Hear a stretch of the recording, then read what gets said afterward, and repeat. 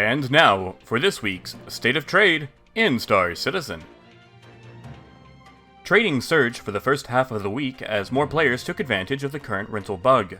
Attacks on traders increased as well, as several high-profile attacks occurred throughout the system. Traders are encouraged to stay away from outposts without armistice zones, particularly Tram and Myers on Celen. 3.72 is currently on PTU. While this patch only introduces the Expo Center for the upcoming Citizencon and Anniversary events, the draw of the PTU has pulled many away from trading, leaving others to take advantage of a less crowded economy. 3.72 is currently not slated to be a persistence wipe patch. However, players are advised to remove all upgraded components from currently rented ships, as rentals were lost in the previous no wipe patch. And now for market data. Agricium dipped as low as 23.70 on Lyria this week, with Loveridge and Shubin SAL2 actually reaching their maximum capacities of 50 SCU. While still above the base price of 22.5, this is a great alternative for small haulers who do not wish to risk their ships over Laranite. Deposits around Daymar continue to stay in the high 24 range with minimal supply available. Gold continues to hold at 5.8 in the Crusader system, with most supplies being completely wiped out.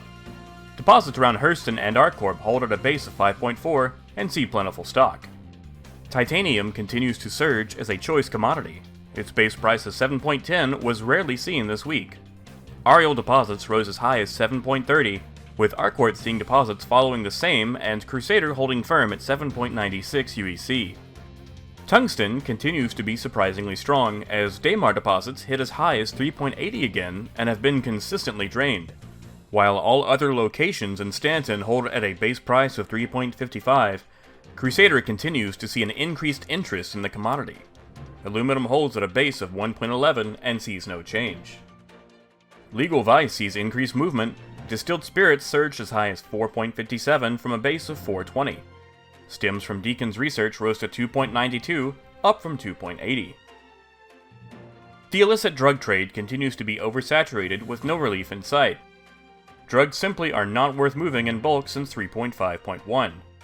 Smugglers are hoping 3.8 will show increased demand for their services. Gases have cooled off this week. Astatine saw the occasional return to its base price of 7 UEC, with the occasional spike to 750 at Ida and Walla. Astatine sees a small increase in movement due to its similar profits to titanium and a much lower risk of piracy. Fluorine sees much less movement on Yela. While it has yet to move from a base price of 2.35, demand for the gas surged at Deacon's research, returning back to its base sale price of 2.95, meaning that the short run from ArtCorp 157 to Deacon's is viable once again for short-range haulers. Chlorine holds at a base price of 1.35, hydrogen follows the same trend at a base of 0.9, and iodine also sees no change at a base of 0.35. Minerals are yet again dominated by Laranite. The scarce commodity continues to be overrun with demand. While occasional lulls during the week allowed some Caterpillar captains to fill up on Laranite, it continues to hold in the high 27 range, still far above its rarely seen base price of 24.10. At its current pricing, Laranite only pays 1.5 UEC more than titanium, but with nearly quadruple the investment. Coupled with the increased reports of piracy over Ariel, it may be worth letting the Laranite trade cool down. Diamond saw less movement around Crusader. While the base price continued to hold at 5.85, the base sale price saw a minor rise to the low 7 UEC range at Olisar. Still below its base sell price of 7.35, it is an improvement to sell prices from the previous week. Deposits around ArtCorp continue to see raised prices into the 6 UEC range. Beryl sees minor movement and holds at 4.05 UEC. Corundum follows at a base of 2.2, and Quartz sees no change at a base of 1.25. Medical supplies continue to see heavy traffic. Supplies on Celen rose as high as 16.93, and Deacons closely followed at 16.62, far above the base price of 15.75. With heavy restrictions on where it can be sold and having near identical profits to titanium or astatine, it might be time to let this commodity cool off as well. The scrap trade cooled off this week, with Crew L1 beginning to return to a base price of 1.35.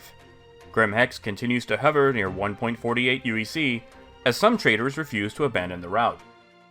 Processed food sees no change at 1.2 UEC. Agricultural supplies see no change and hold at 1 UEC as well. And now for next week's forecast. Most commodities should see a continuation of trends from this week, with slightly increased availability due to the PTU. Astatine may see higher prices around Hurston. Medical supplies may see a minor decrease in traffic and pricing. And now for this week's trading tip. Don't talk about the route you're on when you're trading. If someone is asking about what you're trading or where you're going in chat, mention a great route somewhere else. If you're trading astatine on Ida, mention the gold you're running from Magda, or maybe even medical supplies to ArcCorp. While the person you're talking to may be innocent and curious, there are many others reading the same chat who may have ill intentions against you. Don't give them the tools they need to find you.